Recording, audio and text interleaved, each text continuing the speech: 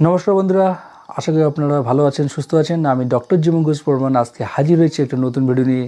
আপনারা থাম্বনেল দেখে বুঝতে পারছেন এই ভিডিওতে আমি রেকটাল প্লাপস বা মলদ্বারের বিচ্যুতি ও তার হোমিওপ্যাথিক চিকিৎসা নিয়ে বিস্তারিতভাবে আলোচনা করতে যাচ্ছি। তবে আলোচনা শুরু করার আগে একটা ছোটো রিকোয়েস্ট, আপনি যদি আমার চ্যানেলে নতুন হয়ে থাকেন বা এখনও কোনো কারণে সাবস্ক্রাইব করে ওঠেননি, প্লিজ সাবস্ক্রাইব করতে কিন্তু ভুলবেন না, কারণ আপনাদের একটি সাবস্ক্রিপশন আমার কারণ নতুন নতুন ভিডিও বানাতে খুব উদ্বুদ্ধ করে তোলে।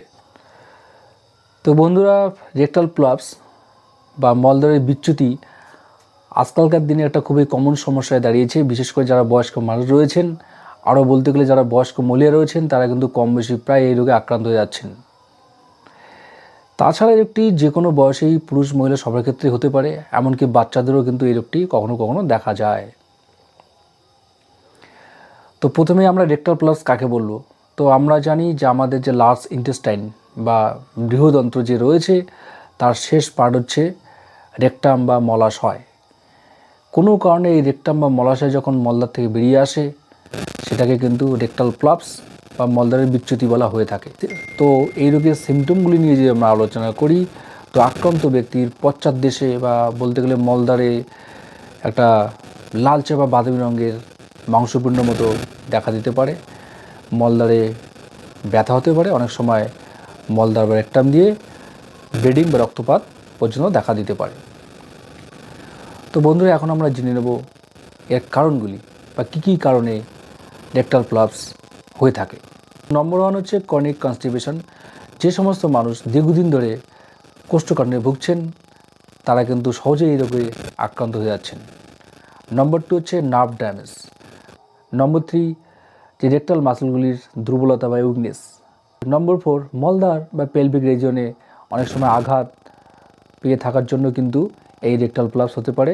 এছাড়া নম্বর 5 যারা অপুষ্টি বা ম্যাল অবজর্পশনে ভুগছেন, তারা কিন্তু এই রোগে সহজে আক্রান্ত হতে পারেন। এছাড়া অনেক সময় গর্ভবতী মহিলারাও নর্মাল ডেলিভারির সময় এই রোগে কিন্তু আক্রান্ত হতে পারেন, কারণ তখন অনেক স্ট্রেন পড়ার জন্য মলদ্বারে একটা চাপ আসে, সেখান থেকে কিন্তু তারা এই রোগের শিকার হতে পারেন। তো এখন আমরা দেখে নেব যে রেকটাল প্লাপস কত প্রকার হতে পারে। তো নম্বর 1 কন্ডিশন, যেখানে রেকটাল প্লাপস অটোমেটিক ভেতরে ঢুকে যায় বা অনেক সময় থাকে না বললেই চলে।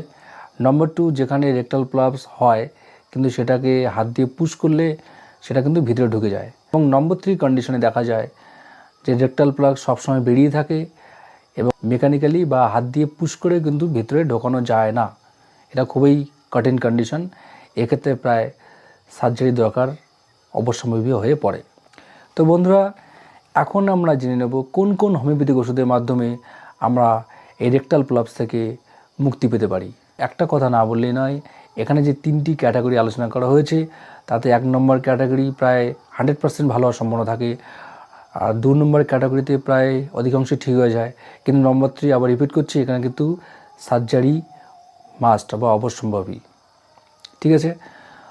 তো বন্ধুরা, এখন কিন্তু আমরা এই ভিডিওটির গুরুত্বপূর্ণ পার্ট নিয়ে আলোচনা করব। সেটা অবশ্যই আপনার মনোযোগ দিয়ে শুনবেন এবং কেউ স্কিপ করবেন না, নাহলে কিছুই বুঝতে পারবেন না।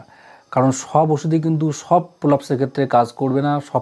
এখানে বিভিন্ন কন্ডিশনে বিভিন্ন সিমটম অনুসারে কিন্তু ওষুধগুলি কাজ করে থাকে। আপনি তো ভাবলেন যে রেকটাল প্লাপসের এই ওষুধ একটা ওষুধের সব ক্ষেত্রে কাজ করবে, এটা কিন্তু একদম ভুল ধারণা এবং হোমিওপ্যাথিক সেটা বিরোধী।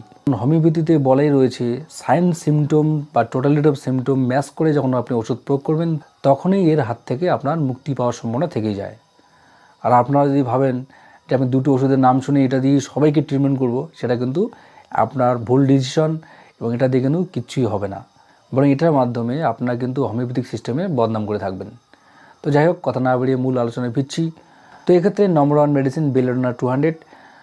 বিশেষ করে যখন কেউ নতুন এই রোগে আক্রান্ত হয়ে থাকেন বা যার রেকটাল প্লাপসের বয়স বেশি হয়নি, তার সঙ্গে সঙ্গে মলদ্বারে একটা থ্রবিং বা দপদপে ব্যথা থাকবে, মলদ্বারটা গরম হয়ে থাকবে এবং অতিরিক্ত লাল হয়ে থাকবে, সেক্ষেত্রে কিন্তু বেলেডোনা 200 খুবই ইফেক্টিভ মেডিসিন। ডোজ 200 পোটেন্সিতে 2 ফোঁটা করে দিনে 2 বার কমপক্ষে 15 দিন চালাতে হবে। নেক্সট মেডিসিনস পোটোফাইরাম 30। যদি দেখা যায় যে আক্রান্ত ব্যক্তির ডায়রিয়া বা লুজ মোশন বা পাতলা পায়খানার সঙ্গে রেকটাল প্লাপস হচ্ছে, সেক্ষেত্রে কিন্তু পোটোফাইরাম 30 খুবই গুরুত্বপূর্ণ হোমিওপ্যাথিক মেডিসিনস। এবং এক্ষেত্রে কিন্তু রেকটাল প্লাপসের ক্ষেত্রে কোনো ব্যথা থাকে না বললে চলে এবং আক্রান্ত ব্যক্তির মল কিন্তু খুবই দুর্গন্ধময় হয়ে থাকে। Next, acid Muir 30। যদি দেখা যায় যে পেচ্ছাপ করার সঙ্গে সঙ্গেই অনেক সময় রেকটাল প্লাপস হয়ে থাকে, বা যে সমস্ত মানুষের যখনই পেচ্ছাপ করছেন বা মূত্রত্যাগ করছেন তখনই যদি রেকটাল প্লাপস হয়ে থাকে, সেই ক্ষেত্রে কিন্তু অ্যাসিড মিউর 30 খুবই গুরুত্বপূর্ণ হোমিওপ্যাথিক মেডিসিনস ডোজ দুপুরে করে দিনে দুবার কমপক্ষে 15 দিন চালাতে হবে। নেক্সট মেডিসিনস ইগনিশিয়া আমারা 30। যদি দেখা যায় আক্রান্ত ব্যক্তির নরম পায়খানা হওয়া সত্ত্বেও বা তার মল খুব নরম হওয়া সত্ত্বেও রেকটাল প্লাপস হচ্ছে বা মলদার বেরিয়ে আসছে, সেক্ষেত্রে কিন্তু ইগনিশিয়া খুবই গুরুত্বপূর্ণ হোমিওপ্যাথিক মেডিসিন ডোজ 30 পোটেন্সিতে দুপুরে করে দিনে দুবার কমপক্ষে 15 দিন চালাতে হবে। নেক্সট মেডিসিনস অ্যালোসোকোটিনা 30। যদি দেখা যায় আক্রান্ত ব্যক্তির প্রোলাপস ডায়রিয়ার সঙ্গে হয়ে থাকছে এবং আক্রান্ত ব্যক্তির মল রক্ত মিশ্রিত বা যেটাকে ব্লাডি স্টুল বলা হয়ে থাকে, এবং আক্রান্ত ব্যক্তির মধ্যে নরম পায়খানা হওয়া সত্ত্বেও একটা ইনকমপ্লিট সেন্সেশন থাকে যে পায়খানা আরও হবে কিন্তু হচ্ছে না, সেক্ষেত্রে কিন্তু এটা খুবই উল্লেখযোগ্য হোমিওপ্যাথিক মেডিসিনস ডোজ দুপুরে করে দিনে 2বার থেকে 3বার কমপক্ষে 2 সপ্তাহ চালাতে হবে। Next medicines Ruta 30। এটা খুবই উল্লেখযোগ্য হোমিওপ্যাথিক মেডিসিনস, এবং যখন দেখা যায় দীর্ঘদিন কনস্টিপেশন থাকার পর যে মলদ্বারের উপর একটা স্ট্রেন পড়ে যাচ্ছে, বা অনেক সময় নর্মাল ডেলিভারিতে কোনো মহিলার মলদ্বারের উপর অতিরিক্ত স্ট্রেন পড়েছে বা চাপ পড়েছে, সেক্ষেত্রে যখন রেকটাল প্লাপস হয়ে থাকে, এখানে রুটা 30 খুবই গুরুত্বপূর্ণ হোমিওপ্যাথিক মেডিসিনস ডোজ 200 পোটেন্সিতে দুপুরে করে দিনে 2বার কমপক্ষে 2 সপ্তাহ চালাতে হবে। বন্ধুরা, এছাড়াও কিন্তু বাচ্চারাও এই রোগে আক্রান্ত হয়ে থাকে, যেটা আমি আগেই বলেছি। তো সেক্ষেত্রে আমি দুটি খুবই গুরুত্বপূর্ণ হোমিওপ্যাথিক মেডিসিনের কথা বলবো, যাদের কিন্তু খুবই অসাধারণ রেজাল্ট রয়েছে। তো এক্ষেত্রে নম্বর 1 মেডিসিন হচ্ছে হাইড্রাস্টিস ক্যান মাদার টিংচার এবং ক্যামোমিলা 30। তো আক্রান্ত যে শিশু রয়েছে তাদের হাইড্রাস্টিস মাদার টিংচার 5 ফোঁটা করে হাফ কাপ জলে দিনে 3বার কমপক্ষে 1 মাস। এছাড়া ক্যামোমিলা 30 পোটেন্সি 2 ফোঁটা করে দিনে 2বার কমপক্ষে 1 মাস চালালে কিন্তু শিশুরা সহজেই এই রোগের হাত থেকে মুক্তি পেতে পারে। বন্ধুরা, ভিডিওটা এখানে শেষ করছি। যদি ভালো লেগে থাকে অবশ্যই লাইক, শেয়ার, কমেন্ট করে জানাবেন। এরপরে দেখা হবে আরেকটা কোনো গুরুত্বপূর্ণ হোমিওপ্যাথিক মেডিকেল ভিডিও নিয়ে। তো ভালো থাকবেন, সুস্থ থাকবেন, ধন্যবাদ।